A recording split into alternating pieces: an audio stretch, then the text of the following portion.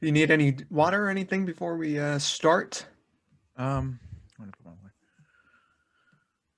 Yeah, hold on, let me stand up real quick.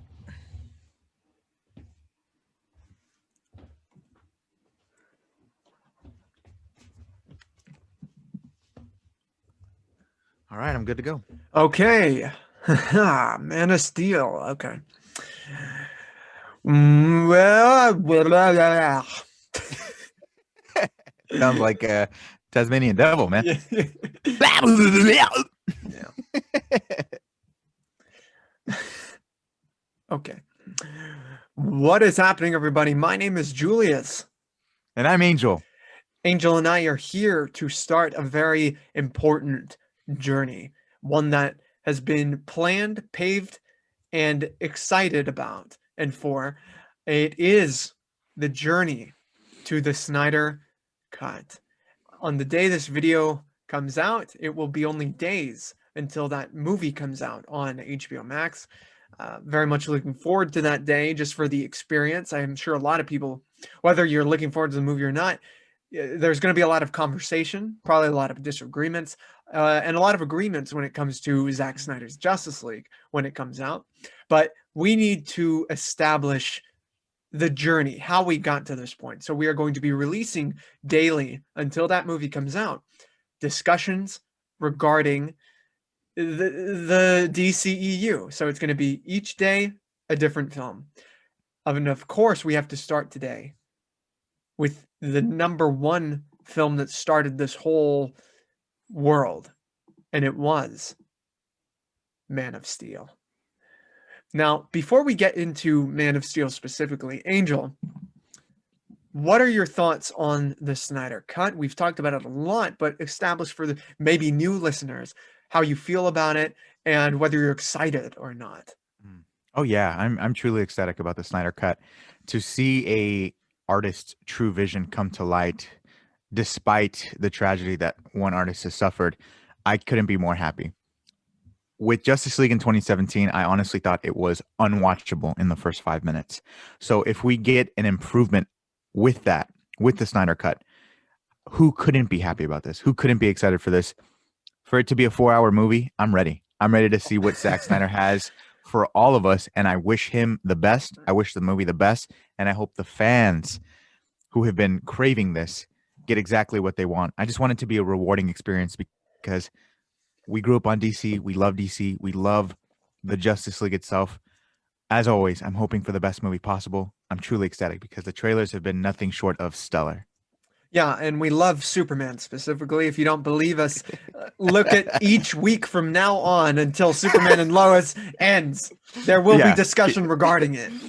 Yeah, exactly. Look, me wearing this right now, my snuggie, is the result of me loving Superman. You know, me and you, we're talking at 2 in the morning about Superman and Lois episode 2 because of Yeah, that's true. how freaking astonishing it is. I literally lost sleep over putting out my review.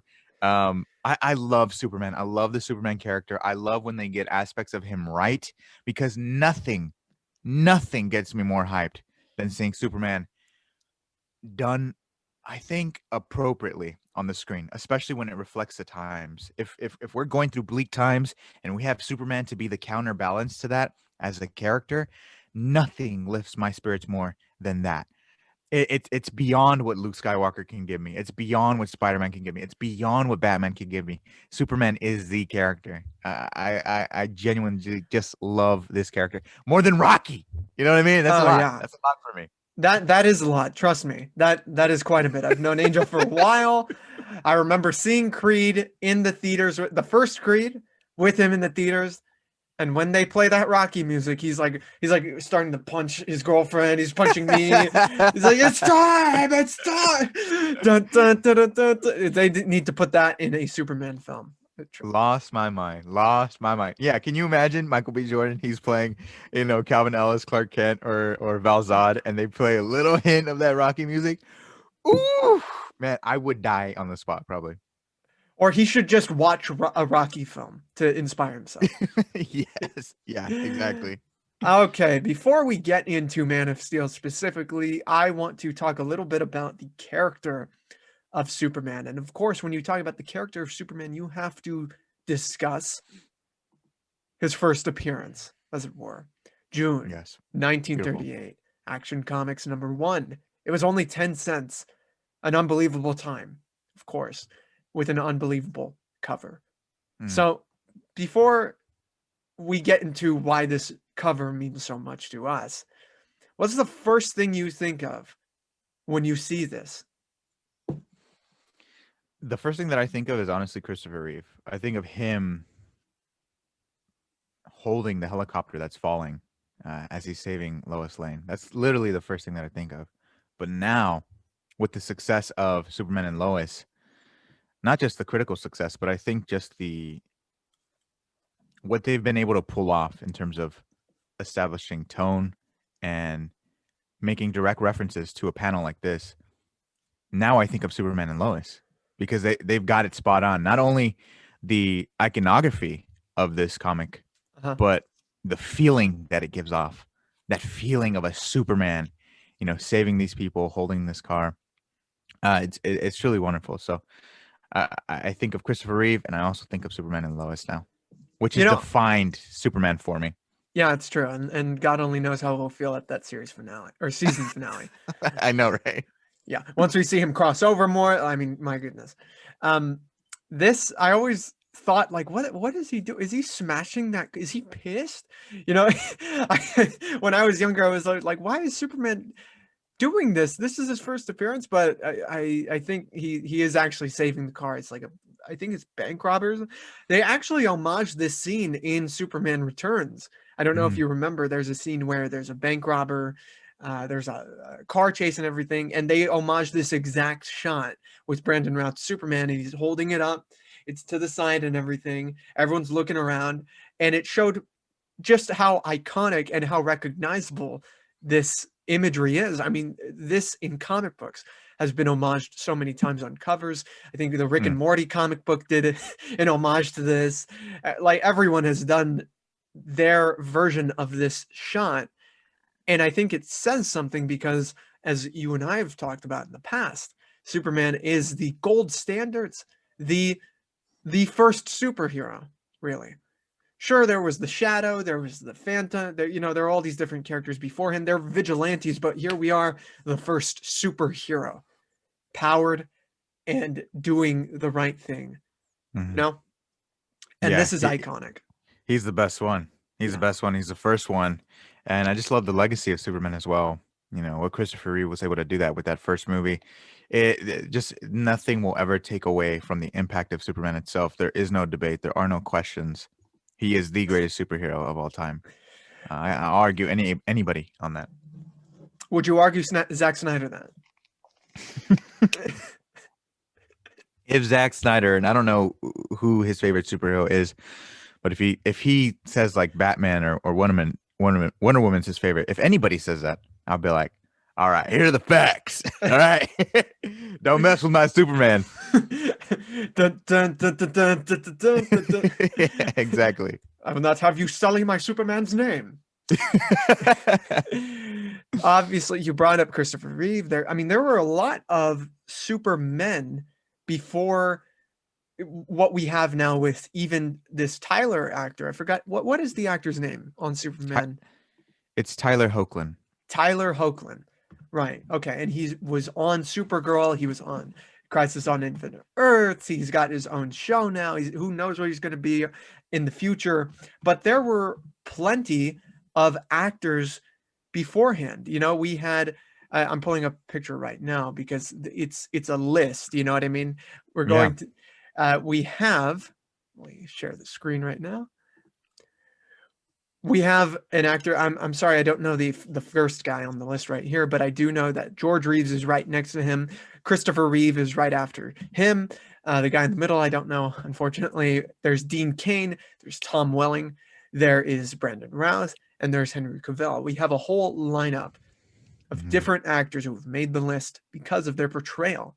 Now, when you look at this list, do you think, oh, they're all Superman, or do you look at one specific one and say, that is Superman? I mean, there's definitely one out of the bunch where I immediately think that's Superman, and it's Christopher Reeve for me. It Right. always will be that way. But when I look at people like Tom Welling or Henry Cavill, I see that they've portrayed aspects of Superman that I'm like, yeah, I totally see Superman in them. Ruth is the same character as Reeve, so I see him as one and the same.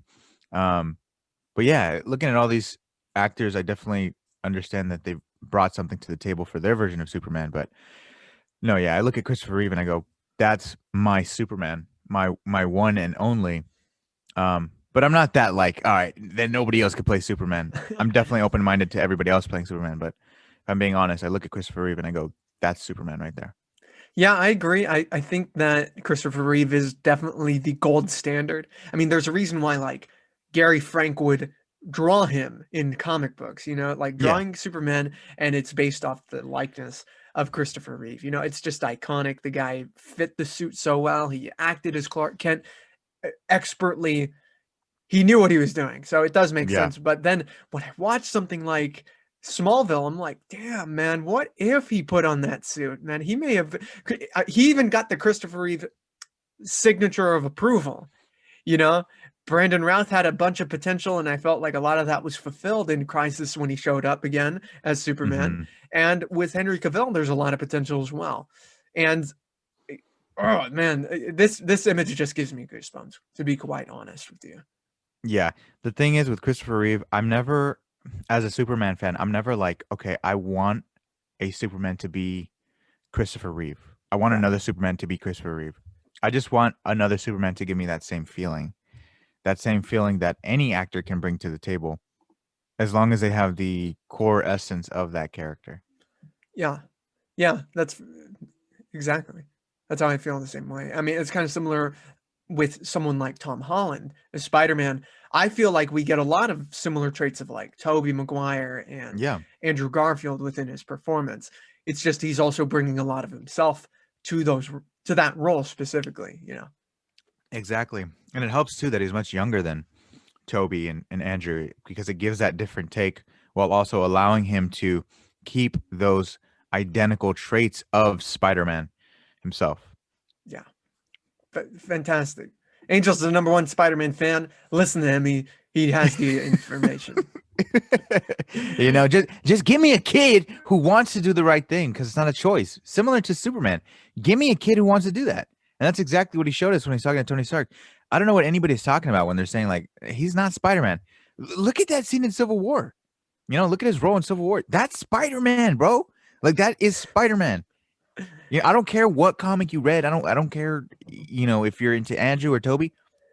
On God, that is Spider-Man. Look, he's already getting fired up. He's already getting mad. So before we got Man of Steel, we had obviously gotten films of Superman. We had Superman the movie, we had Superman 2, Superman 3, The Quest for Peace, Superman Returns. We had a Supergirl film with I forgot the actress's name, but I think she does actually appear in the Supergirl TV Hmm. show, which is cool. So Superman, I feel like the best movie everyone considers probably the best movie.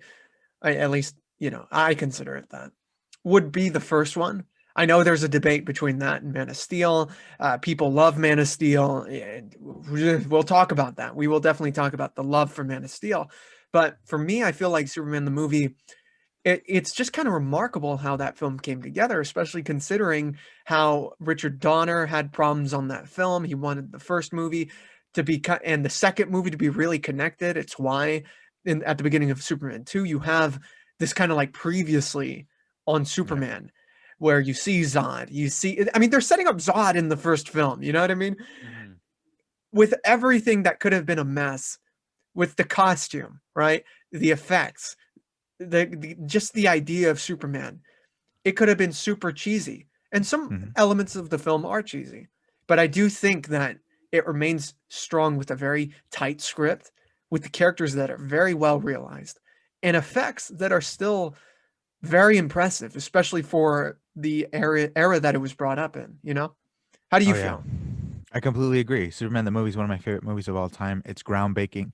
When we went to go see the anniversary, it's one of the best experiences of my life. I'll take those Mhm. memories to the grave. Christopher Reeve, his portrayal, it not only will it impact the comic book genre, I think it's impacted life itself we look back upon that movie and think, I believe there's thousands of people that look back upon that movie and always reflect, what would Christopher Reeve do? What would Superman do? That is the impact that that movie has had on all of us. The tagline, "You'll believe a man can fly." That's exactly right. You will. The the visual effects, the practical effects in that movie are absolutely groundbreaking. Watching it in 2020 or 2019 when we saw it, for a movie that came out in 1978, for it to make us feel that way, it's remarkable in itself. It's a testament to how beautiful that film is. And me as a person, my favorite things to watch are people with gifts that utilize it for good. I'll never get tired of seeing that, and I think that movie best utilizes it. Kevin Feige, the greatest producer ever of all time, producing a multi-billion-dollar franchise. Not only is the MCU financially, successful, but emotionally in terms of how they're telling that story. He says they always look back at Richard Donner's Superman the movie, especially when they're introducing new actors to the MCU. They always start off with that movie as the blueprint, the foundation of creating something special within the MCU. That says a lot. And it's exactly right. You see the influence of Richard Donner's Superman in the MCU, which is why it's successful financially and emotionally, and why we're so attached to those characters. You see a lot of similarities to Chris Evans' Captain America to Richard Donner's Superman. And it's because, yeah, that is what superheroes represent to people. You know, Superheroes, say I'm somebody in the hospital and I need somebody to attach myself to. Superheroes are the perfect vehicle to give myself hope, and especially when they're done right, they can save your life. Even in your in God forbid the last days that you have remaining on this earth, I guarantee you a superhero or somebody that you identify with uh, can make those last days really special for you. That's what those characters mean to people, and that's why that movie's so special. Man, you're saying it just after one question after another. It's like better than I could say it. Just why don't you cut that out, man? But just stop. No, no, I agree completely. I feel like when it comes to superheroes, they are the basically the main examples of escapism. I think Yes. this year, previous year, because we are in March now. This Mhm. previous year of 2020 was so it had it was depressing a little bit, you know? It was hard to get through. There were a lot of worrying moments, a lot of close calls within 2020 and even some of 2021. Um, I feel like the shows like Mandalorian, like WandaVision, like Superman and Lois, they couldn't have come out sooner, you know? They could have. I mean, we could have used that shit back when 2020 was still happening, but Yeah, for real. um I feel like they lend escape qualities from reality. And it's not that you want to close yourself off from what's actually going on in the world. I feel like these shows reflect heavily on what's going on in the world. WandaVision, Superman and Lois. Maybe not so much The Mandalorian. The Mandalorian is just a really fun space adventure, which anyone could use to Oh feel yeah. like. I mean, look at the reaction that Angel did at the finale. Like, you completely forgot within those, however long that video is, about what was going on in the world, you know? Yeah. And I feel like that's the magic of this medium, of this storytelling medium and genre films specifically can just put you somewhere else. And you'll have to deal with the real world. You do, yes. But maybe you learned a different way to deal with it because of something like Superman, something like Mandalorian or WandaVision or whatever else you're watching, you know? I Exactly. Yeah. Yeah. No, Did you have perfectly something to said. add? No, yeah, perfectly said. I just wanted to add on to your point of like WandaVision. What can you take away from that show? Let's talk about WandaVision. It's this show about this Scarlet Witch. She's creating this false reality. But what do we learn? Especially with the lives that we've lost this past year, the Yeah. line of like, what is grief if not love persevering? I guarantee you, it helps somebody. You know, a movie like Superman the movie, or even for Man of Steel, for people who love Man of Steel, Mhm. there are things about the character.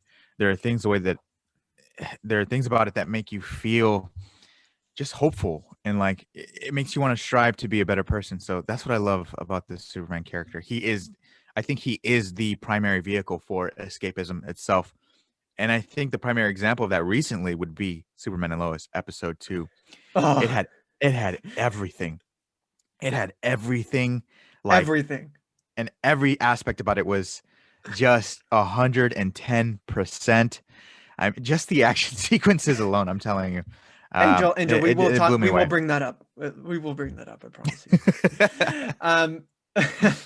So okay, Man of Steel is announced. I think it's close to when The Dark Knight Rises was coming out. When Man of Steel Mhm, was announced, I believe they're working on Man of Steel, filming it, and Christopher Nolan is said to be a producer on the film, and Zack mhm, Snyder is announced to direct it. And at that point, Zack Snyder had directed Dawn of the Dead, The Legends of Ga'Hoole, Sucker Punch, Watchmen, and a lot of genre-based movies, mhm, films based mhm, off either his own sci-fi action ideas or movies or comic books. 300 was another one. mhm. So how did you feel when you heard this project was coming out in this fashion? Oh, I couldn't have been more excited for it. This was Mhm. one of my most anticipated movies ever, and the hype for it was insane. From the trailer to the posters, everything about it, I was excited. The casting, Zack Snyder, his films, I love most of his films more so than I don't enjoy them. I don't hate any of them. There are just some of them that I just don't I like, or I wish could have been better. But I love 300. I love Watchmen. I love Legends of Ga'Hoole. Um, I like Man of Steel. I was Dawn of the disappointed with Dead. BVS. Love Dawn of the Dead. Yeah, I think Uh, that's his best one, honestly. yeah, and Yeah. it's a great example of a remake. And with BVS, disappointed with the theatrical cut, but I actually really enjoyed the Ultimate Edition. So I really like him as a filmmaker, and I do think that he is unique in terms of his visuals and stuff like that. When they announced this version of Superman, I thought, yeah, I think it could definitely work. I love what he was able to do with Watchmen. I love Rorschach. As bleak as that character is, I love that ambition that he had. I love that feeling of conviction that he had regarding never allowing lies to become the truth of society. Really, Yeah. never to give up in amongst Armageddon coming upon us. Like, so I had full trust in him to give us a Superman, a new version of Superman that I could 100% connect with. And when you watch that teaser trailer, it is arguably the greatest trailer of all time. Seeing it at the Dark Knight Rises premiere, there was no other trailer that made me feel that way. And man, what a hype train that was. Well, one piece of imagery that came out that I think spoke highly about what the tone and the take on Superman would be is this one that they released, showing Superman amongst the fight in Hmm. Kansas, where he's fighting Zod's minions. And this is a piece of I think it's conceptual art. Yeah, Hmm. conceptual art about just him in that pose. Obviously, Zack Snyder has an eye for imagery and very dramatic imagery, and this is that type of not only stance but just setting. There's a lot of there's gray filter, there's dust, there's just everything that makes.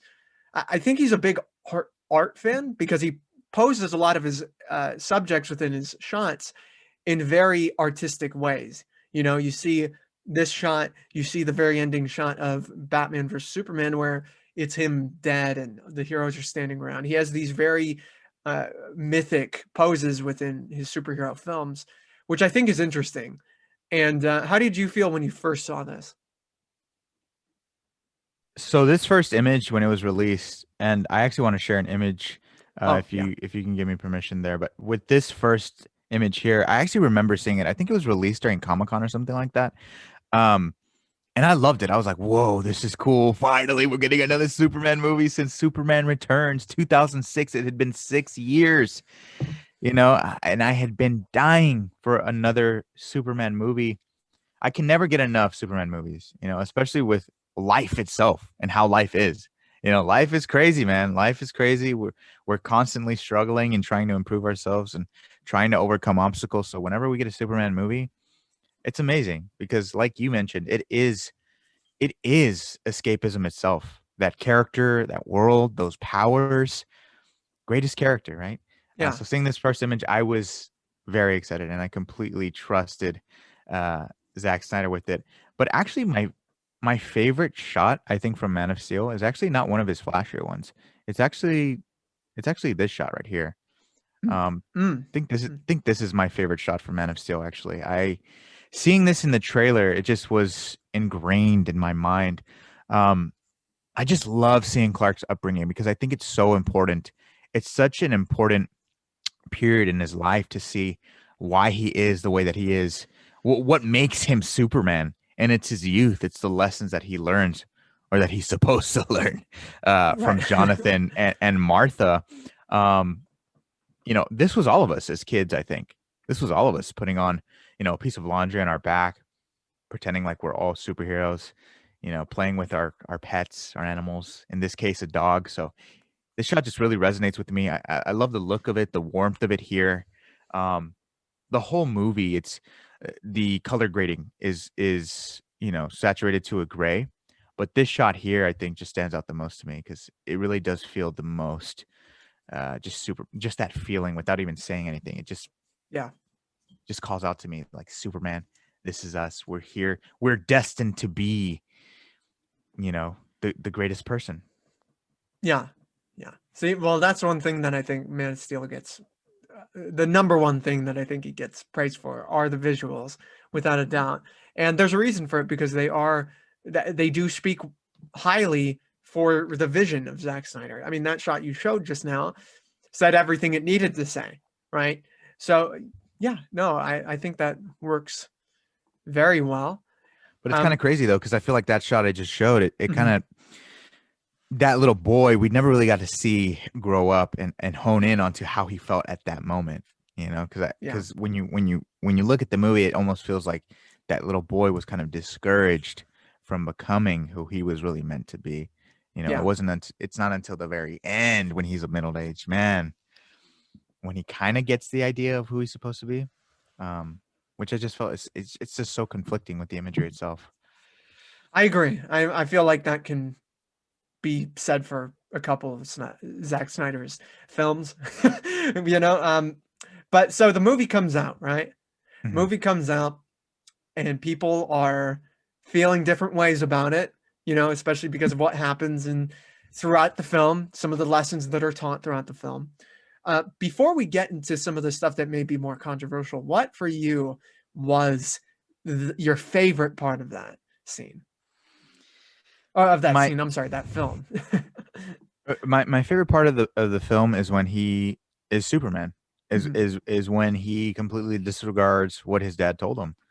Because you watch the end of that film, and he becomes the antithesis of what his dad wanted him to be. His dad wanted him to hide himself from the world, to protect himself from the world, because he felt like the world wouldn't be ready yet, that he'd be dissected like an alien and stuff like that. Um, and don't even get me started on the dad, but I love when he becomes Superman. I love when he starts saving lives. My favorite scene from Man of Steel, and it's the one that allows me to keep watching it over and over again, is when he's fighting the gravity machine, the thing Yeah. that's terraforming the Earth. That to me is the most inspiring scene. Yeah, exactly. You know me so well. You look at this scene, and it is literally the best feeling.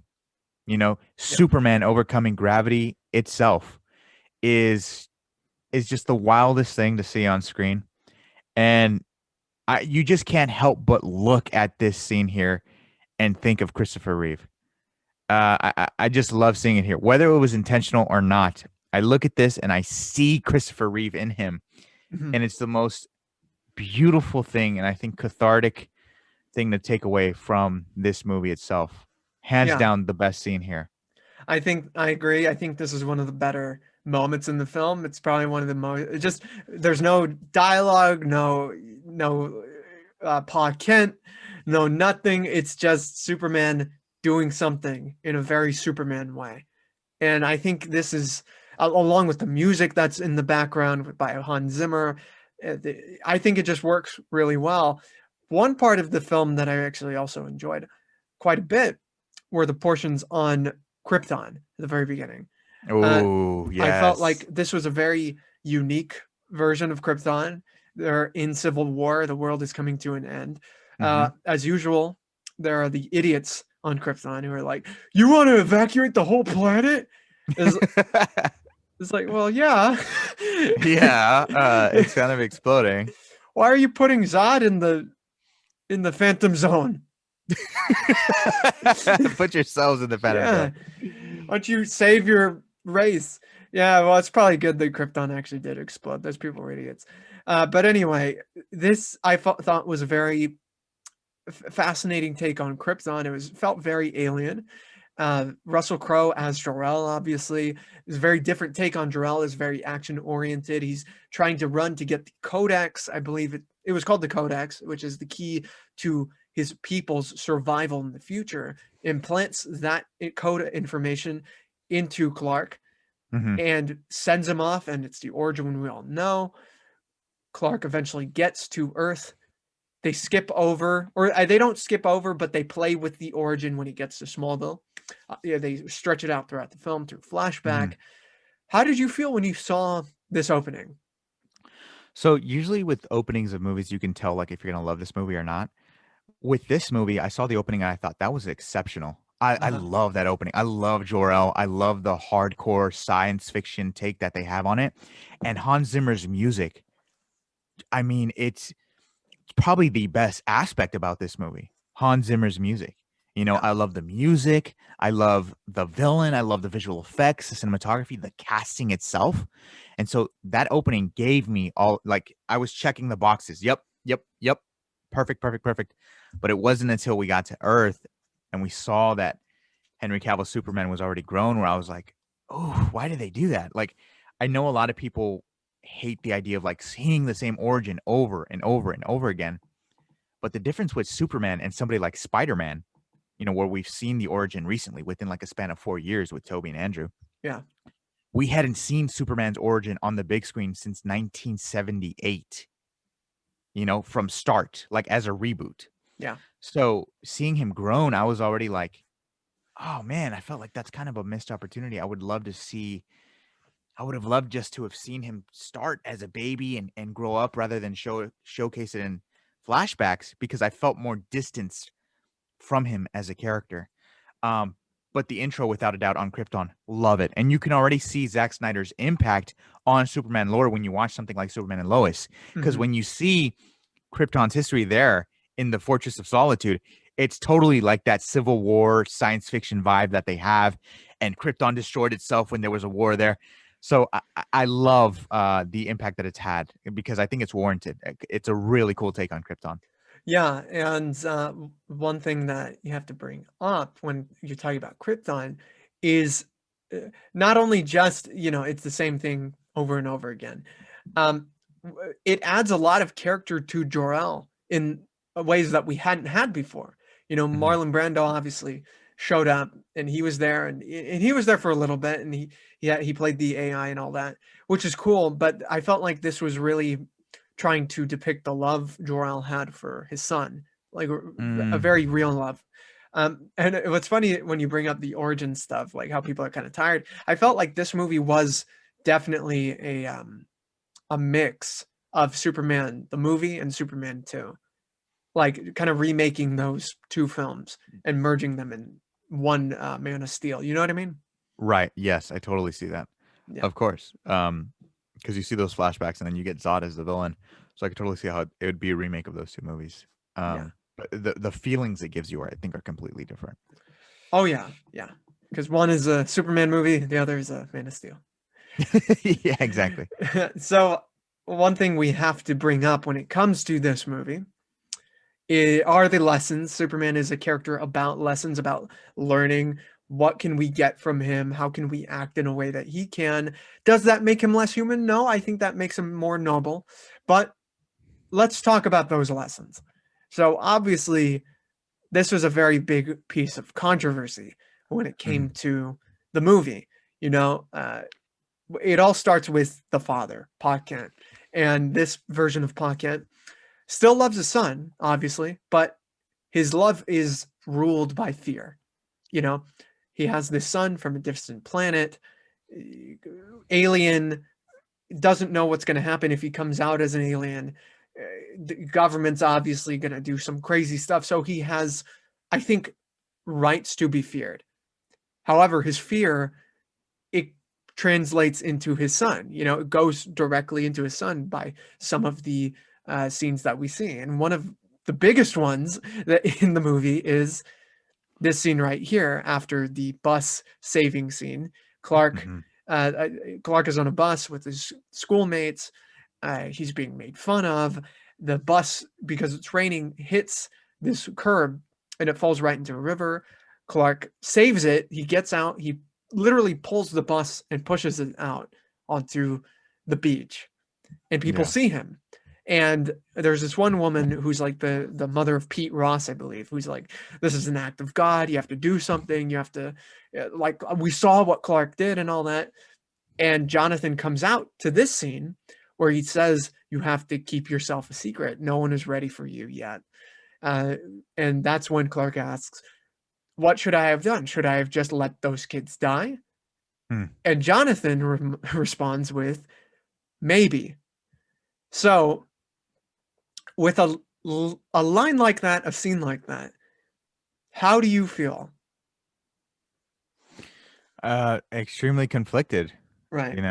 because you would think that a father figure like Jonathan Kent, with the world's strongest being in the universe as a son, would want to encourage him to always save lives no matter what, even if it costs your own. Because that, Mm-hmm. that to me is what Superman means, putting your life down on the line for others because you understand the significance of other beings. So when you are exposed to that scene and you're exposed to that dialogue, how that actually translate is, should I let those kids die? Maybe. Maybe isn't maybe. Maybe is actually, yeah, Mm-hmm. yeah, you actually should. Um, you got to keep this side of yourself a secret. It's dangerous. Dangerous. So these kids on the bus, yes, maybe let them drown. Are you serious? Like, you know what I mean? Like, Yeah. maybe let them drown. You have a you have a son that has the ability to save the world, and you're telling him maybe let those kids drown. So when I feel like that, honestly, that scene communicates the next time, Clark, that you see kids in danger, they're in an apartment and the building is on fire, don't go in there. Right. You know what I mean? That to me is like, it doesn't sit right well with me.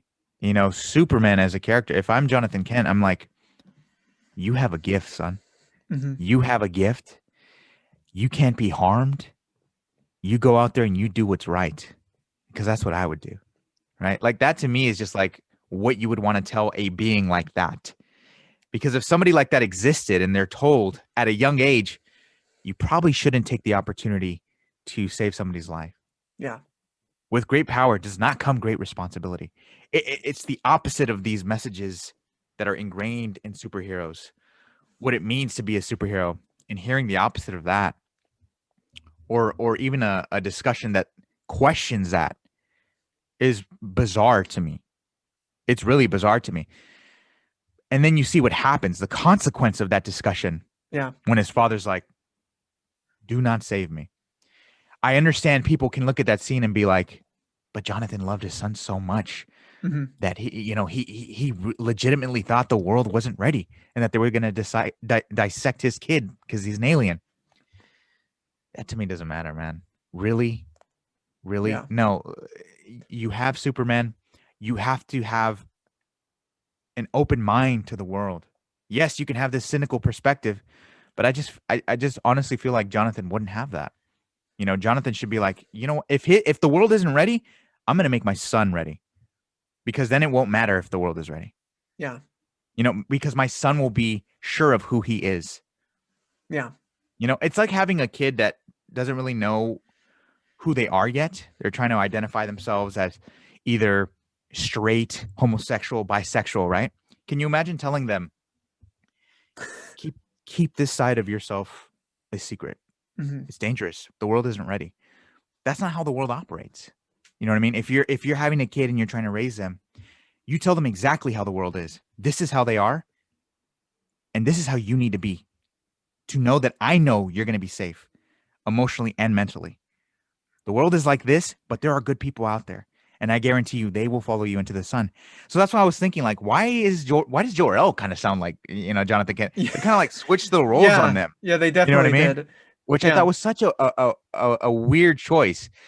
But how wonderful would it have been if you got two father figures that were like, son, you are a gift. And who cares if the world isn't ready? You're ready. We trust you. You know who Mhm. you are. Go out there and be Superman.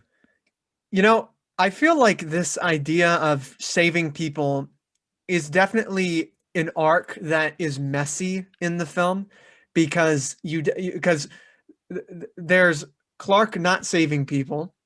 There's Clark not saving his father.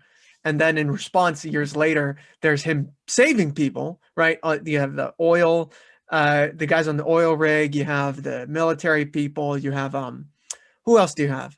Is there anyone else? I mean, he's saving the world, obviously, but Mm-hmm. we need those intimate moments. One intimate moment at the very end was with that family, and Zod is obviously firing his lasers. Like it's either them or me. You gotta kill me. You gotta, like he says, you're gonna have to kill me if you want to stop me, right?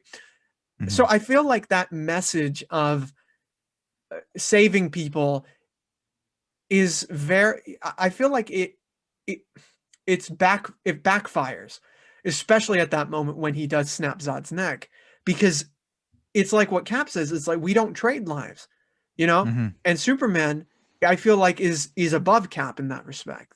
You know what I mean? Mm-hmm. And for them not to set up a Superman who doesn't want to kill. I mean, so you've already set up Superman who's kind of iffy on saving people, but you never set up a Superman who doesn't want to kill. So for him to kind of snap someone's neck to save this family in this very dramatic way that is very violent. I mean, like remarkably violent, you know? Um, it doesn't work. It just doesn't work.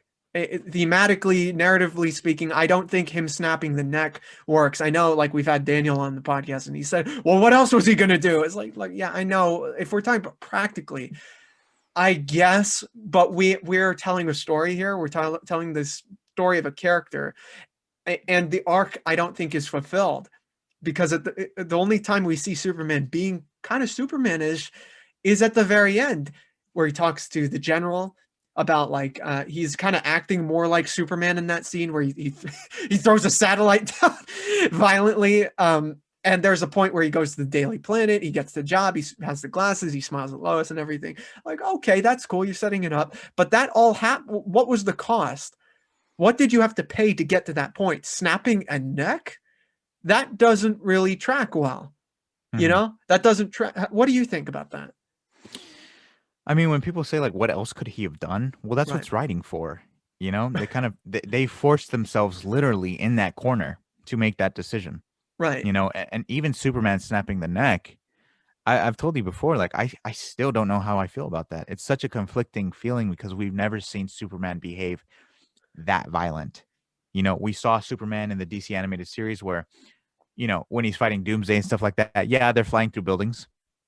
But seeing that action of snapping somebody's neck like that is the most violent I think we've seen Superman himself. Um, Right. and so it's such a weird feeling. Like, could they have done something else? I do believe so. But because they've done the neck snap, excuse me, it's warranted that people would either root for it or feel conflicted by it. And I'm just one of those, unfortunately. Right. Um, could he have covered his eyes? Yeah, probably. Could Taking he up have the used space, freeze take him up breath. to freeze breath?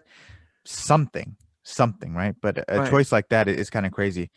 But again, I just think it's just so weird that we have a father figure that makes Superman question whether he should save people or not.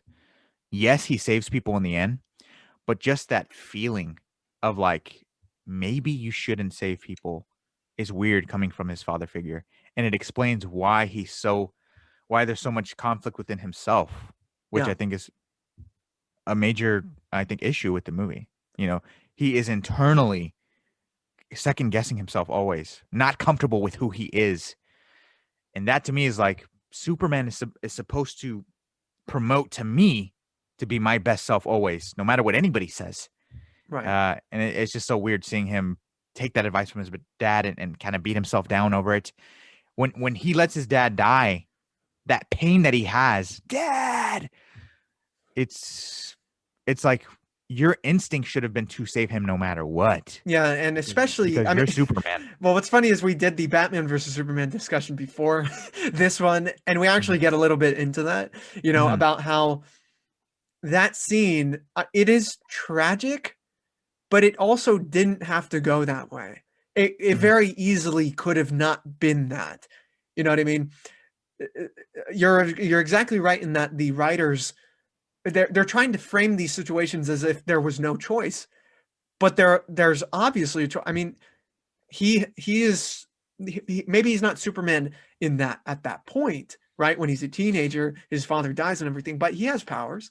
He has a will to save people. He has an instinct within in himself that says this is what I have to do, right? Mhm. I don't like dude, like I would go up to Jonathan at that tornado and I'd be like, dude, what do you do? Do you just not like me?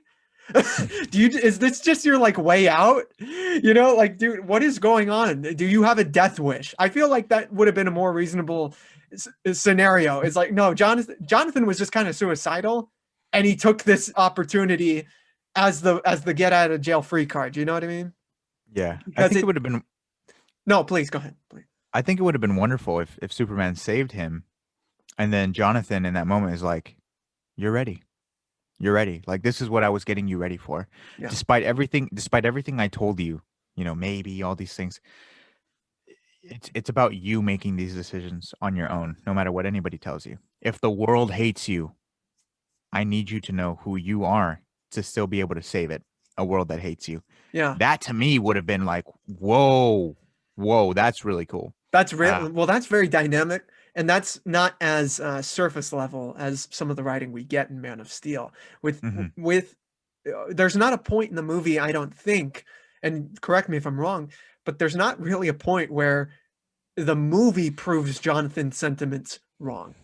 mhm, Obviously, Clark saves the day, right? He saves the world and saves lives and everything, but it did come at a very big cost. And the violence by the very end of the film kind of negates the whole like, okay, yeah, I saved the day, but yeah, I mean, look at the city. I mean, you killed Zod with your bare hands. You know what I mean? In a mhm, very vicious and gruesome way.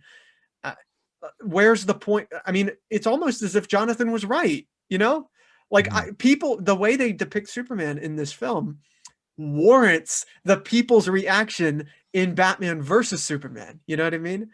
Yeah. And when you were speaking about the Superman, the Clark second guessing himself, not so sure about who he is and everything. I feel like there's potential in that, but you need to start off him in that way and then build him up to being that Superman, right? Because we get that arc within something like Spider-Man where Peter, he is not sure of himself at all. The first Spider-Man movie, he's not sure of himself at all. He doesn't like himself. He doesn't want to be himself and everything. He's a loser. And he uses Spider-Man to become the man he wants to be. And by the end, he's like, I'm Spider-Man. I have to be this. I have no choice. This is my destiny. We don't really get that in this film. We get Clark being Superman more, right? But him not believing in himself really. And if you disagree, watch Batman versus Superman, Mhm. the next film, right? Where Yeah. he's at a low all-time low with his confidence. He's not defending himself. He's like, there's nothing. You know what I mean? Yeah. So I feel like that idea of him second guessing himself has potential. And we're seeing that a little bit in Superman and Lois, where he's like, man, I have these kids. I don't know what to do. Am I a good father? Am I doing the wrong thing here? But obviously his Superman qualities are beating those doubts within himself. You know what I mean? Mhm. Just like one line can make a movie for you, one line I think validates, I think, kind of ruining a movie for you. And in Right. Yeah. BVS, when you hear Superman himself say, "No one stays good in this world," it's like, okay, I really never needed to hear Superman ever say that or get that low, but he does. And those same sentiments are an exact reflection of what Jonathan Kent was telling him. The world will not be ready. They will not accept you. You're not accepted here. They will fear you. You will change religion. Get out. You know what I mean? Um, and I don't know. I would never tell that to a kid. You know, Yeah. say I'm Christian, you know, and Mhm. Superman is my son. What I would tell him is, you're a miracle. I still believe in what I believe in because that's the strength in faith. That's what faith means. Nothing should be able to challenge your faith, especially if it's someone like a superpowered being. No, you're a miracle, and you're gonna make me continue believing in what I believe because that's what I think you are. You're a gift, um, and I think it should be as simple as that. Not where it's like you're making me question everything, and now everything is negative, and the world is cynical, and they're not ready. You aren't ready, and Yeah. literally keep yourself a secret because it's dangerous out there. And it's like, I don't know. I just don't. That to me doesn't feel like Superman. Doesn't Well, feel like this Superman. well, this movie was definitely the first take in the view Zack Snyder is portraying of the world. You know, this Mhm. more what he's described as more of a realistic take on what Superman would be like and everything.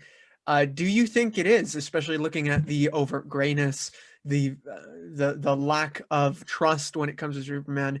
Do you think that is a realistic take? I think it's a realistic take, but I with a character like Superman, a Uh-huh. fictional character like Superman,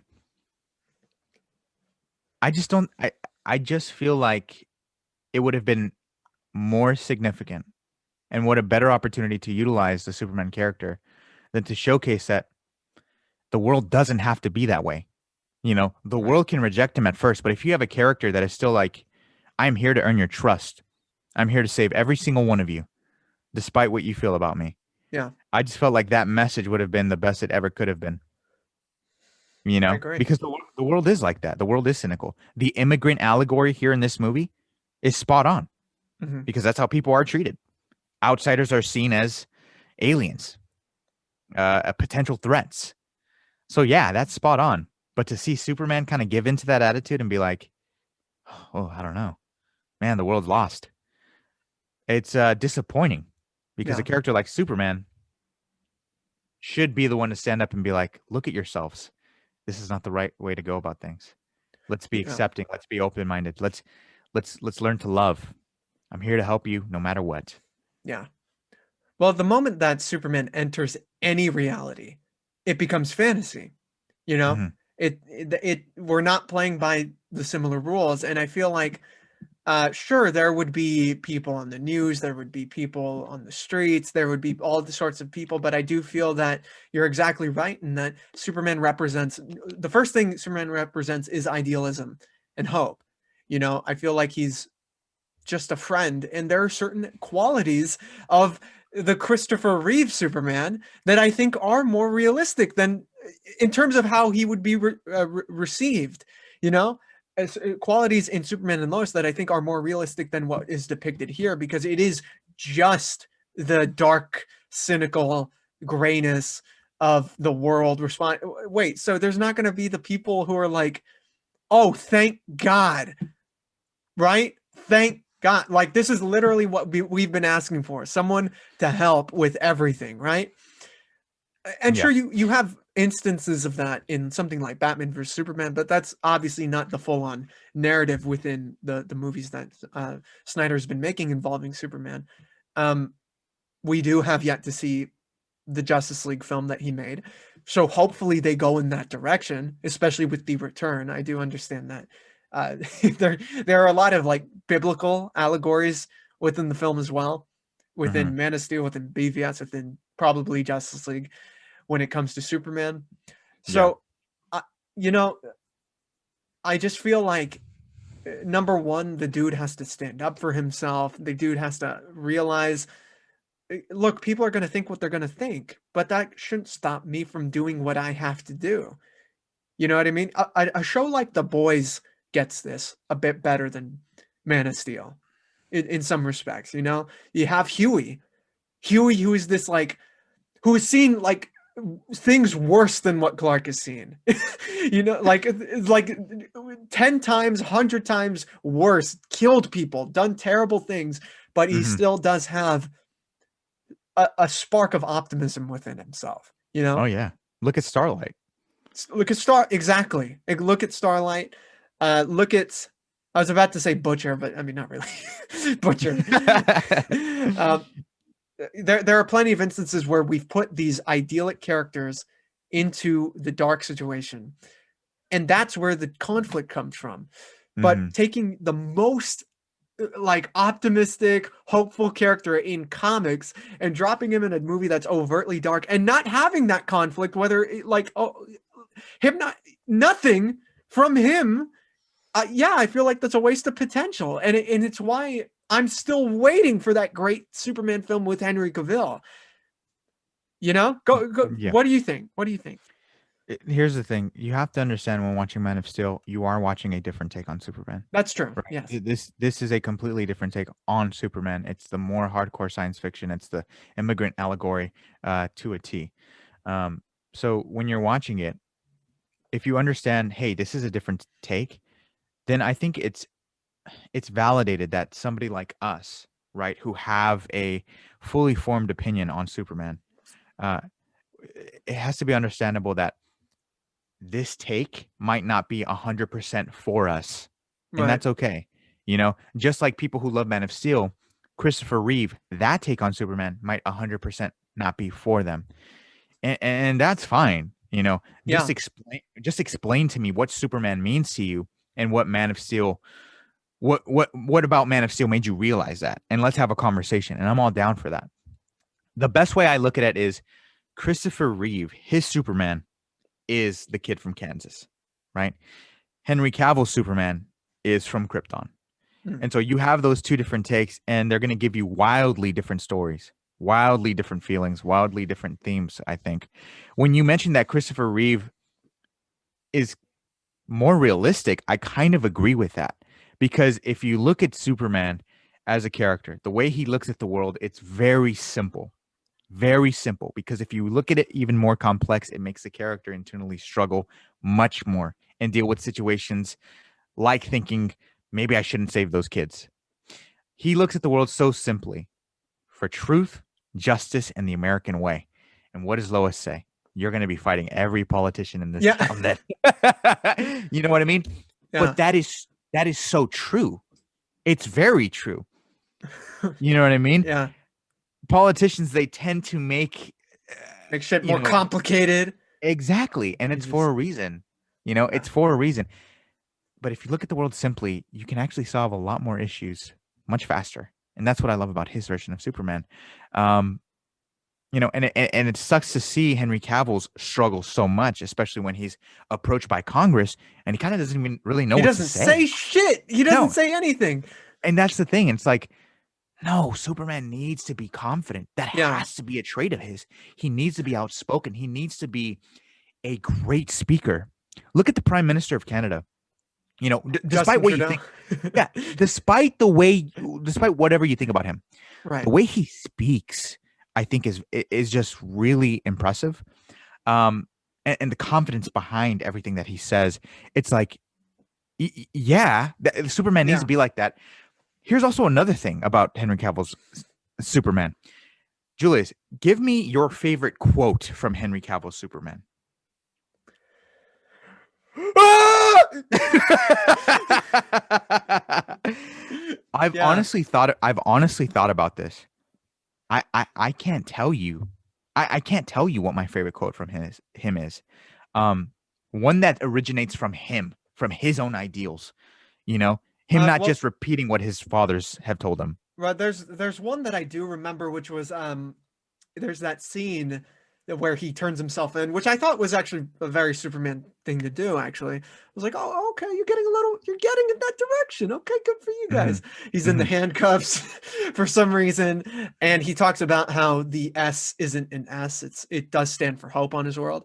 It's like, okay, that's cool, but Right. I'm Which is not. what his dad told him. Which is what you're right, and I'm not going to be able to quote that verbatim. You know, with Mhm. Superman, Christopher Reeve, I could probably say, there's there's this cool scene where he's like, he's at the Daily Planet, and he says, "Oh, it's all been swell," and then Lois is like, "Yeah, people don't say that word much these days. People aren't very comfortable saying that word." I mean, that's a great example of a movie that takes the optimist and puts him in a real setting, because the Lois Lane is a cynic.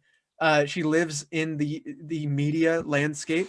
She works in that landscape, and she's like, "Look, the world. This is kind of ridiculous, you know." And she's enchanted. She doesn't believe what's going on. You know, it's like, I thought you were like a fairy tale. You know, Mm-hmm. it just shows the effect that Superman can have on regular people, making them believe in the extraordinary. Mm-hmm. Yeah. For the life of me, I can't tell you a quote from Henry Cavill's Superman where I'm like, I'm constantly thinking about, right? Or I've been inspired by, Is you this know. guy bothering you? The lines where he's saying like, yes, on my world it means an S. Well, yeah, that's what his dad told him and stuff like that. Um, but yeah, the one quote that sticks with me are those negative quotes that he's had, because those are the ones that have been like, why did he say that? Yeah, Why did he literally say that? Um, and already with Tyler Hoechlin, even last night's episode, when he's basically saying, "I'm not abandoning this world. I'm not abandoning you, my two sons.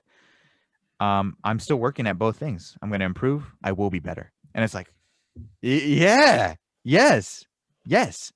So it's like, I just wish the writing was stronger with Henry Cavill Superman, because, like you've said, yeah, there is so much potential with him. I love Henry Cavill, and I want to see another movie with him. Because I felt he was done dirty, and I feel like he wants to do another movie, and hopefully that's the case, because I'm dying to see him again on the screen, because when his Superman hits, it gets me so inspired. yeah. Well, I mean, there's actually the iconic line. It's like, but I'm also a big fan of justice. Oh my god, garbage, Garbage. garbage, garbage. One The thing we're line gonna delivery, yeah, garbage. Everything about it. one thing we're gonna talk about is definitely the best and most iconic part of the movie, which is the music by Hans Zimmer. You have to talk about this. Whew. You must. Yeah, So, Angel, this theme, this soundtrack, what do you think about it? How do you yeah. react to it? This is one of those soundtracks that you can listen to and it pumps you up. For Hans Zimmer, one of the greatest composers, to create a track that is arguably on par with John Williams is a feat in itself. So I really think that's all I have to say on this soundtrack. I mean, for it to be on the level of John Williams, yeah, this is the real deal. And for me, it is the best aspect about this movie. I love the science fiction vibes it has to it, while also keeping that same warmth that can inspire you to be the best person that you possibly can be. It is a beautiful, beautiful, stunning, epic soundtrack that we will constantly go back to, because it is that damn good. I agree. I feel like this has a really alien vibe to it. You know, in Hmm. certain areas, you have little notes just kind of flaring up at certain points which feel really different and really just kind of magical in its own way. I think the music is absolutely stellar. I mean, there's no it does work well with this take on Superman. Yes. And by the way, I got to say, I'm not because we're talking about a lot of what Superman should be, who he is, what Jonathan is, and everything. I'm not against seeing different takes on characters. You know, like there's Injustice, there's Red Sun, there's Earth 3, there's all these different versions of Superman out there. And I'm not against any of that. It's just, I feel like there are essential qualities to characters that make them identifiable. You know, if people are allowed to complain about Spider-Man, this MCU version of Spider-Man, not having all the qualities that we've seen in other Spider-Man, I think the same criticism is warranted with Superman in these films. You know, Hmm. you can say, oh well, he does. Peter Parker in the MCU doesn't deal with like responsibility. I don't think that's true, but people have said that he doesn't deal with like responsibility. The main thing for Spider-Man. Well, I don't think that in these films Superman really does identify hope in the way that he should, in a way that is appropriate. You know, I feel like it's a very uh, dreary take on hope. So I feel like that criticism is just as valid. You know, that's Yeah, no, how do you feel? I agree with that. And, I think just because Spider-Man doesn't say with great power comes great responsibility doesn't make him not Spider-Man. Right. It's like I said, that conversation that he has with Tony in Civil War, where he's like, if if you allow bad things to happen and you don't do anything about them, then you're the reason that they happen. Well, I mean, that's kind of true, especially if you're Spider-Man and you can stop it. If you see a cat falling from a tree and you're Spider-Man and you can, whip it to safety, but you don't do it, you're responsible for having inaction to save that cat. So yeah, you're at fault pretty Yeah. much. That's Yeah. Spider-Man. Come on, Spider-Man, come on in Homecoming. That is Spider-Man. Yeah. I missed the part where that's my problem. Is what Superman would say. This version of Superman, he would say that. Oh my God, I would love to see that actually. So one thing we're going to talk about the villain of the movie, Michael Shannon's Zod. Now, I feel like this is probably still one of the better villains within this whole universe that we've had. Zod in Man of Steel, Michael Shannon, I think he's good in it. Uh, how do you feel about Zod within the movie? Were there parts of the character that didn't work for you? What do Mhm. you think? No, I thought he was an exceptional villain. I think he's actually the best villain in the DCEU, um, without a doubt. I loved his motivation. I love that he felt like it's his purpose. It's his only reason to exist is to ensure the continuation of Krypton and Kryptonians. Who else could have done this better than Michael Shannon? I don't think anybody else could have. I love the rage he had. I love the hatred he had towards Kal-El, and I love that line where he was like, "If I had to kill Jor-El again, I'd do it again in a heartbeat Mhm. because I'm here to save Krypton." Great villain.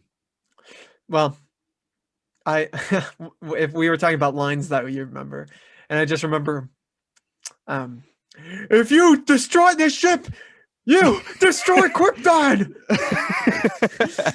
Oh, yeah, no, I thought Michael Shannon was very good as well. He's probably the best, probably one of the better performances in the film. Him and Russell Crowe, I think, are neck and neck when it comes to Mhm. performances. I wish that someone like Amy Adams was up there, Lawrence Fishburne, even Henry Cavill at the top, but I just feel like these guys brought the most personality to their roles and consistently kept playing it because you see sparks of Lois Lane in the movie, like Lois Lane, the sparky and feisty investigative journalist, but then once it becomes like they take the human aspects away and they replace it with this like these metaphorical lines. You know what I mean? Like Mhm. you're meant to do this, Clark. You're meant to do that, Clark. You're meant to save this, Clark. You're meant to save that, Clark. I feel like it loses that humanity, and it doesn't happen with Zod or Jor-El in the movie. You know Yeah. Yeah. You know what's also bizarre about that scene too is when he's which one? like the scene where Zod is saying, if you destroy this ship, then you destroy Krypton. And Superman saying Krypton had its chance and lasers all the babies there. Oh Um, my God, that's this. Oh, I'm just thinking to myself, but it was another weird feeling that I had because it's like Superman, his whole life has felt alone. He's always wanted to know who he is. There's a chance for him to, defeat Zod and allow these Kryptonians to live life, and he won't be alone anymore. I just feel like it was a weird decision to be like, Krypton had its chance.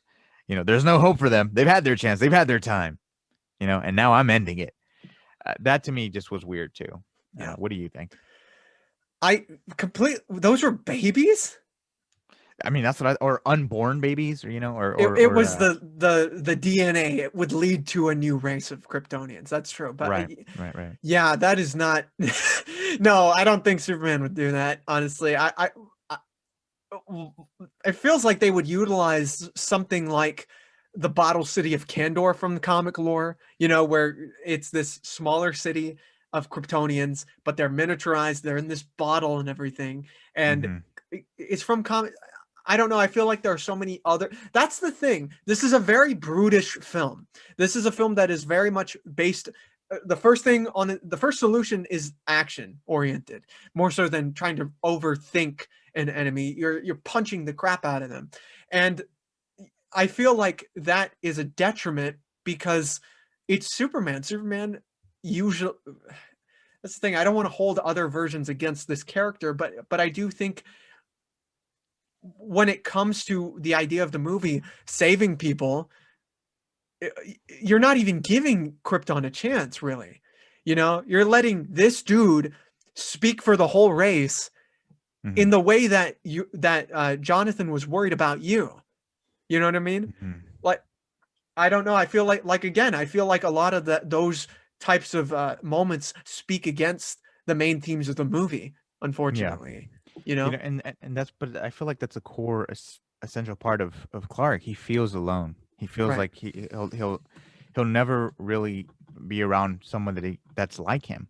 So when you watch Superman and Lois and you see how excited he is for the potential of his kids being Kryptonians and having his powers, you see how fulfilled he feels by that.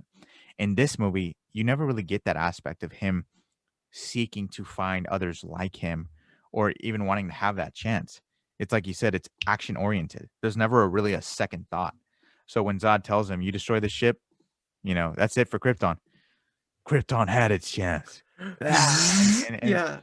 and it's like, again, it's another one of those moments where I'm like, I don't know how to feel about that. Yeah. Well, it's because it's not the brightest option. It's just not the best option to do. I mean, we have standstills in war, like actual war, where we take breaks, and it's not just constant destruction. You know, there are breaks for negotiation, for figuring out what the next step is, getting our Mhm. troops out. You know, I mean, like, come on now. We have the UN, which I mean, some people will argue is kind of useless, but we have it. You know what I mean? And for this, it's just it's all about blowing shit up. And I'm like, okay, let's talk about one of the biggest things about this movie that's kind of hard to watch, the Battle of Metropolis. Or should I say the destruction of Metropolis? Um, damn. They really wanted to blow some shit up. Yeah. Angel, how did you feel when you saw the excessive fight scenes? Let's start in Kansas and then let's work Mhm. our way up to Metropolis. So you see the first fight in Smallville. He's fighting those goons. The 7-Eleven is destroyed. Mhm. How do you feel about that fight when you see it? It's like you said, it did feel kind of excessive. You watch this imagery and you react to it. Somebody can react to this imagery and be like, "Well, it kind of makes sense. You have another super being who is evil trying to destroy the world. Right. How can Superman stop all of it?" And then you have, other people who respond to this imagery and be like, "This is kind of bleak. This Yeah. is kind of bleak." You look at the color grading, you look at all the destruction, and you think to yourself, I mean, I guess Superman tried his best, but I think without a doubt it's bleak, But I think Right. it just showcases how crazy Zod was as a villain. But I'm thinking, if you're a filmmaker, if you're responsible for the writing of Superman, if you have literally the power to direct Superman, I mean, I just think with the Superman character, he is meant to prevent this amount of destruction. Right. You know, sure, he can fly through one or two buildings, three at most, I guess. But you look at this image here, and I mean, even with Superman in the frame, I'm Yeah. just thinking, man, this is bleak, and I can't help but think of the individuals that have died in those Yeah. buildings or anywhere around it. Um, so yeah, I just felt like it's a bit too bleak, and it's hard for me to feel that triumphant hope that Superman is supposed to inspire in all of us. Those are my honest feelings. Yeah. By the If very somebody, end. if somebody Yeah. looks at this image and they feel, like what could Superman have done? I still am inspired by Superman. You know, good on you. But Well, let's talk about it. I look Let's at this talk image about and it. I am like, it's bleak. Well, yeah, and also the you brought up the very end how they tried to depict this new age of hope with Superman. I feel like that doesn't really work because they spend barely any time on, where Metropolis is, how it's repairing, how it's benefiting itself, like I just feel like that's kind of falls on its face a bit, especially because the fight itself is very dramatic. You see people being lifted by that gravity ship, the gravity laser, and the cars, people, cats, dogs are being pulled up and being just slammed into the ground. All these like the militaries being offed by these people. Hmm. It and just this shot right here is kind of, I mean, it's like 9/11. Hmm. It's very hard to look at, honestly. You get this weird moment where Superman and Lois like make out amongst all this rubble. It's like this is kind of, I don't know how to feel about it either, dude. Never Hmm. expected this shit in a Superman movie. Um, yeah, yeah. Let's move on because I don't know what else to say about that. It's kind of remarkable. And who knows if we're going to get something like that within the Snyder Cut. I mean, we got the end of the world in the Snyder Cut. You know, Hmm. Darkseid's taking over, and Superman is now blowing shit up on purpose. He was just knocking stuff down because he was being pushed into it and throwing Zod into stuff. You know, there's actually this one moment in the fight where uh, uh, Zod kicks a a truck to Superman, like this oil truck, and Superman just, bow, he leaps over it, and then it just destroys the building behind him. Like, that's not really Superman, dude. That's not what Oh he yeah. would do. Yeah, it's true. There are moments like that where he's like, but why did he just jump over that, semi truck with gasoline in it and it could explode? There's people out there that could say that like, well, he's learning to be Superman, and I'm just thinking to myself, but didn't he learn that when he saved those kids in the bus? Right. Isn't he a grown man by now? Like, Yeah. so I'm just thinking like, it's those moments that lead up to that feeling of like, okay, kind of bleak. Well, and like I said earlier, it justifies the worry in Batman versus Superman. And there's almost no like answer in that movie. I don't know if there is in the Ultimate Cut, but there's no answer in that film. Like, okay, Clark, why did you let it go that far? You know, like Hmm. why were you almost participating in the destruction? Is there any reference to that? Hmm. I don't think there is a reference to that. Yeah, I don't think you get a really clear answer on that. Um, I think it would have been nice if he was like, that was like my first day on the job, guys. You know what I mean? Like it was my first day on the job. Wasn't me. I'm still figuring out this Superman thing. But trust me, I will improve. I promise. I guarantee you. Dude, We that's don't get such a that. Homelander response. It's like, oh, like that plane was heavy. What do you want from me? Uh, okay, now since we're talking about a lot of Superman stuff, let's talk about Henry Cavill as the character. What do you think about this casting? Do you think he was great? Do you think he was good? Do you think he was not so good as Superman? What do you think about Henry Cavill? I think he's great casting. I think there's a lot of potential. I just think the writing that he was given probably wasn't the strongest. I definitely think the writing can improve. Like I've mentioned before, there isn't really a line of dialogue where I attach myself to this Superman, and I'm always thinking to myself, "Wow, like I'm bettering myself as a person with his lines." I just didn't. I just don't feel emotionally connected to him as much as I am with other Supermen, like Reeve or Welling or Ruth, or also Hoagland now. Um, I wish he was given better material, and I'm hoping that's the case if we do get another movie with him. But yeah, my biggest issue with his Superman is that he is internally conflicted with who he is as a person, and I just hope that goes away soon if we do see him again. Well, I agree. I think the cat. I mean, look at him. The guy looks like Superman. He Yeah. fits that costume perfectly. He could give us an incredible performance. I believe he could. I've seen films with him where there's potential, right? Hmm. I liked him in Mission Impossible. You know, Yeah. I have not seen that Sherlock Holmes movie or that I'm sorry, the little girl Holmes movie that he's in where he plays Mm. Sherlock. So I don't. Enola. Enola Holmes. I've not seen that, but I feel like there is potential with him. I do think he could be a very good actor, and I've seen interviews with him where he's acting like Superman more so Hmm. than he is in the films. Um, what do you think is missing in the writing specifically? Because that's what you bring up. I think just those moments where he is probably having those intimate conversations with a human being. Hmm. A monologue at least I think wouldn't hurt. I can't think of one legitimate monologue where he is speaking to somebody and he is sharing his ideology on the world. his perspective on human life, the importance of it, what it means to keep on fighting. Uh, Yeah. and I just feel like that's an integral part of the character that is missing.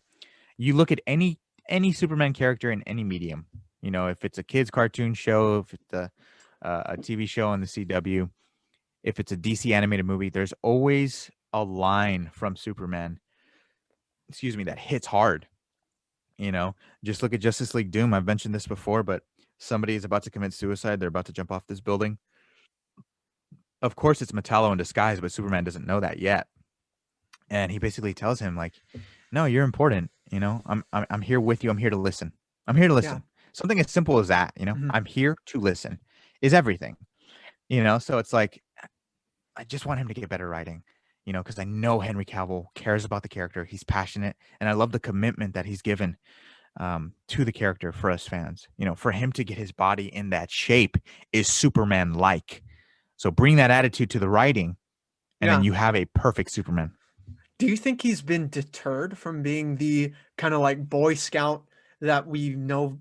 Well, comic fans don't know him to be a Boy Scout. They know him to be much more than just a Boy Scout. But the main opinion of people, Superman, Boy Scout, goody two shoes, all, cheesy, corny. Do you think he was deterred from being that by Snyder himself, possibly? Maybe their take was like, we know what Christopher Reeve has done. Mhm. Let's do something different than that.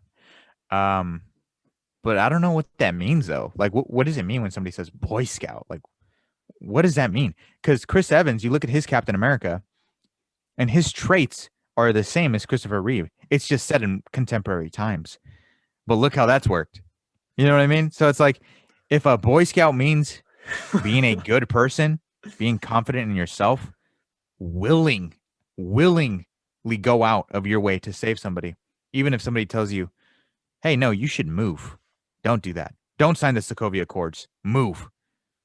But that Boy Scout is like, no, I'm not going to move. I'm going to stand my ground because I know what's right. Oh shit! Stand your You know, ground. that that is legit a superhero. That's a hero. So it's like somebody who says, well, we don't want to see a Boy Scout. That doesn't make sense to me. What is a Boy Scout, bro? Boy Scout is somebody who goes out in the woods and they get badges and stuff, and they're doing these activities with They each sell other. cookies. Oh wait, no, that's not right. You know what I mean? So it's like, no, a good person is a good person. Doesn't matter what time period you're in. Well, look, as a former scout myself, the thing is, you got to learn how to tie a knot. People who say that don't know how to tie shit. Okay, that's all I'm saying. Yeah, no, I'm. If anything, Chris Evans as Captain America is proof that this Boy Scout can work. I mean, my God, the moment he gets that hammer in Endgame, is anyone thinking, man, where's his merit badge? Like, no, like, no. Everyone's thinking, it's about time. It's Yeah. about time. Like, everyone, no. What, if you see Superman being Superman, are you going to picture that kid from Up? No, you're going to see Superman. Yeah, You're, but that's the perception though. The perception is they think that he's gonna have glasses and be like, "Ooh, yuck, yuck, well, bruh." Like maybe they he think that will. he's gonna be That's how like, you throw people off. I mean, come on. yeah, I mean, look, there's exactly. there's no differentiation between his Clark Kent and his Superman in these movies. Mhm. There's not like I've brought up that scene in Batman versus Superman where he's like going out of his way. He's talking to Bruce Wayne at that party, and they're literally arguing about themselves. Like Clark Kent is literally going out of his way. He's squaring up. He's squaring up to Bruce Wayne. Whereas like normally, yeah, Clark Kent would be meekish, hunch shoulders, right? Who could believe that guy is Superman? There's no way. That guy's a simp. No way. There's no way, right? But I mean, he's literally his chest is out. He's like, no, you're wrong, dude. Like about Superman, man. Ay, ay, ay, Angel. They don't know.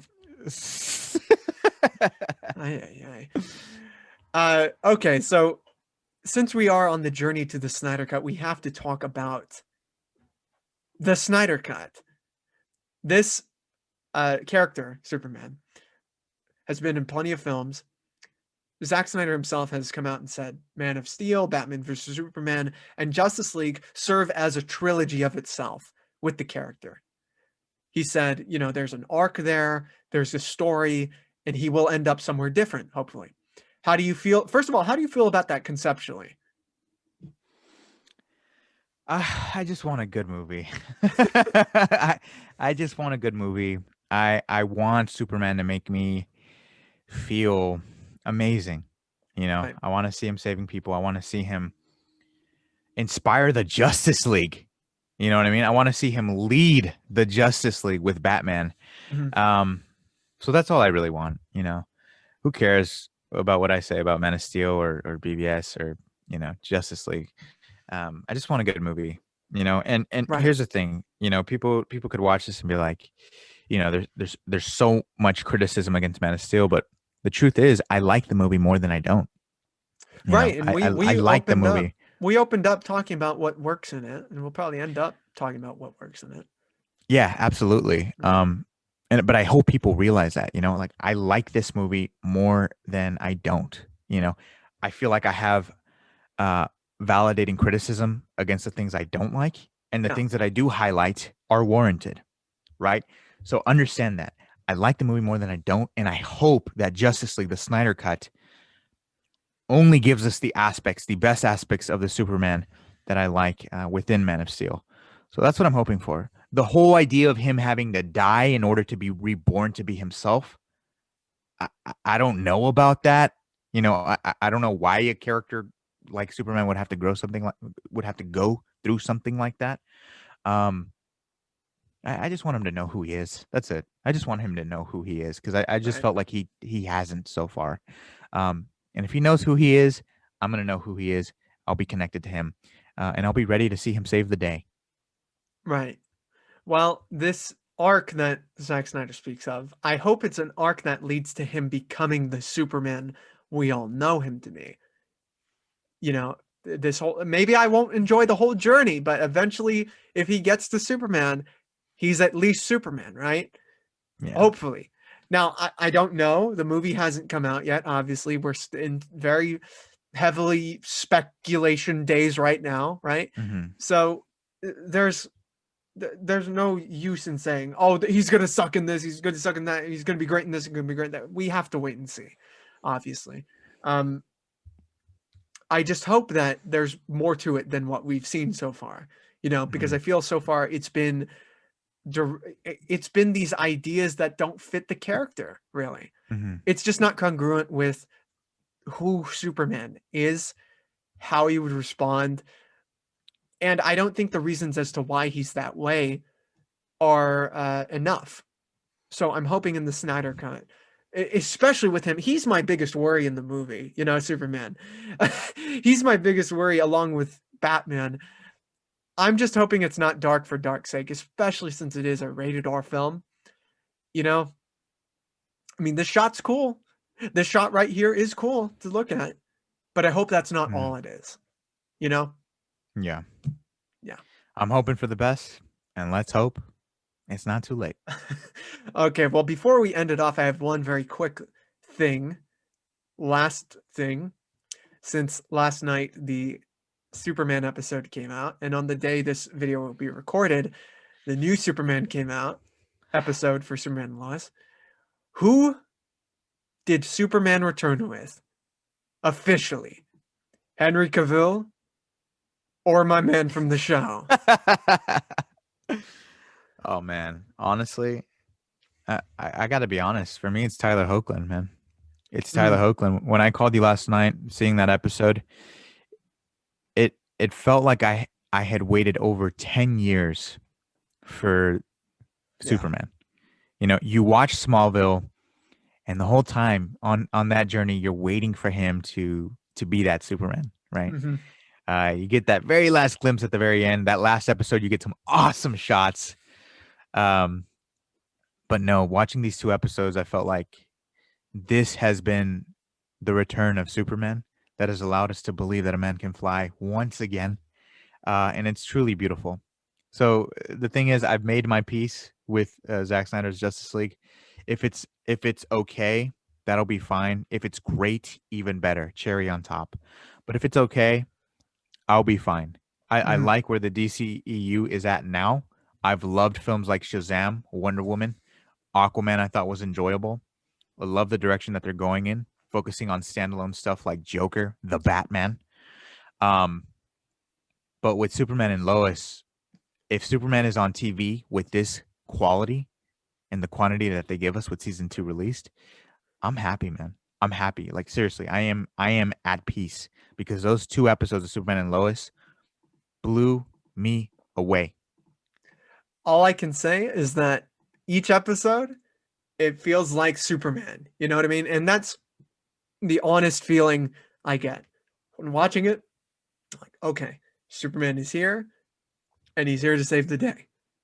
Thank you. Thank you. Thank you for putting this budget, this writing, these characters, that suit, these cast members, everything about it. Everything Yeah. about it. I'm so like, yes, for me, this guy is Superman. And I'm hoping in Zack Snyder's Justice League, when he comes back, uh, I'm hoping that it's for a great reason. And I hope that he does become a great version of the character. You know, Mhm. a version of the character that Henry Cavill, I think, deserves. You know, deserves the chance to play. Yeah, he definitely deserves it. Um, and the thing about Superman and Lois too, it's not just Superman that I love about the show. It's all the characters, Mhm. all the writing for everybody is just spot on, especially Lois Lane. And I love that scene too in the last episode where she's like, "All right, babe, you do your Superman thing. I'm gonna do Yeah. my Lois Lane thing." And it's like, yes, yes, Yes. I love the chemistry of the two. The chemistry of the two is amazing, And this arguably might be the best Lois Lane we've ever had. That She's shot up of the there. elevator opening the shot of the elevator opening and she's there at the Daily Planet to quit. Um, wow, wow. I don't know if I'm there yet because I really love Erica Durance as Lois Oh Lane. yeah, yeah, same Yeah, here. Yeah, I same thought she here. was perfect, but oh, we'll see. We'll see, man. Okay, guys, thank you so much for joining us on this first entry of the journey to the Snyder Cut. I hope you guys Mhm. enjoy the following videos. I hope you enjoy the next one, which obviously is Batman versus Superman. It's going to be a whopper. We already did that discussion, and it is a lot, and we're gonna keep doing this, man. I'm very excited about the guests we have, the discussions that are ahead of us, and of course, Justice League by Zack Snyder. Angel, Mhm. where can the people find you? You all can find me on YouTube, the Goat Movie Podcast. You can find me on Twitter at Goat Movie Pod, and also my personal Twitter at Blu-ray Angel. You can follow me there, and we'll engage about movies, television, comics, pop culture, anything that you're passionate about talking about. Can't wait to engage with you. Yes, yes, yes. And you can find me right here. Guys, please like, share, do all that cool stuff, but especially subscribe because due to your subscription, we will get to our new founded goal of 10,000 followers, which will lead us to Krypton. And it's destroyed. That's the effort and the power that 10,000 subscribers will give us. Thank you so much for listening. I am Julius. And I'm Angel. Stay safe and goodbye. And